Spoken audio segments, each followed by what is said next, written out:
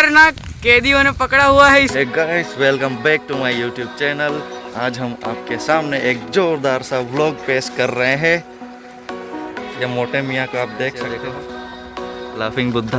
अरे गाइस इधर कुछ लिखा है, खुशी रोशनी। वाह खुशी तो अब हम आगे की तरफ चलते हैं, लेकिन हम पहले इंट्रोड्यूस करवाते हमारे फ्रेंड से। ये है हमारा मोटे पिए भैया सिरिकुंजा।